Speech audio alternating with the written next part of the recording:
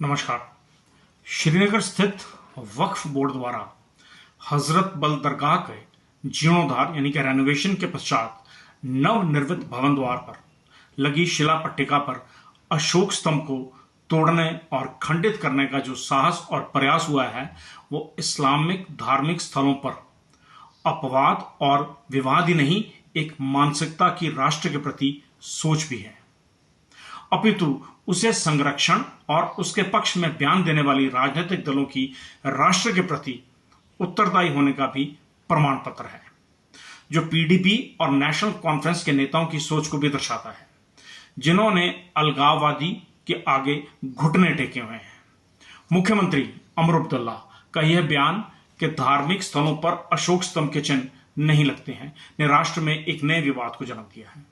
महोदय, धार्मिक स्थलों पर देशवासियों के टैक्स व अन्य माध्यमों से प्राप्त राजस्व से भी किसी समुदाय विशेष के धार्मिक स्थलों का जीर्णोद्धार नहीं होता है, और यह रेनोवेशन अल्पसंख्यक मंत्रालय की सेंट्रल वक्फ काउंसिल यानी कि CWC के माध्यम से हुआ है।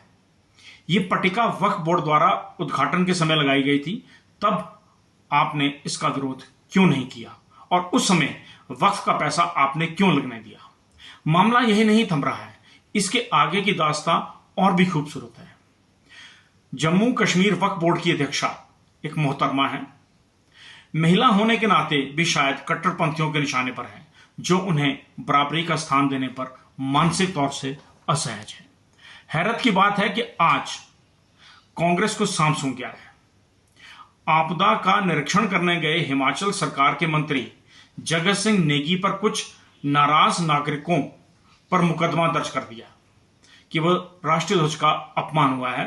ध्वज का अपमान नहीं सहेगा हिंदुस्तान, लेकिन अशोक स्तंभ का स्थान क्या है उसका भी स्पष्टीकरण कांग्रेस के आदरणीय और सम्माननीय को देना चाहिए, और इस पर उनका क्या रुख है इसे भी स्पष्ट करना चाहिए।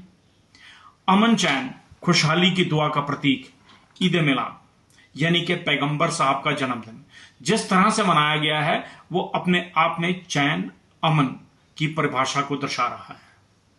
अब देश का सांप्रदायिक तनाव कौन बिगाड़ रहा है, इस पर बुद्धि कमजोर को अवश्य बोलना चाहिए, सौहार्द की अपील ही करनी चाहिए।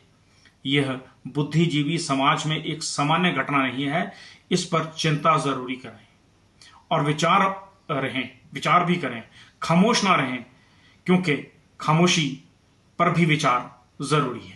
नमस्कार।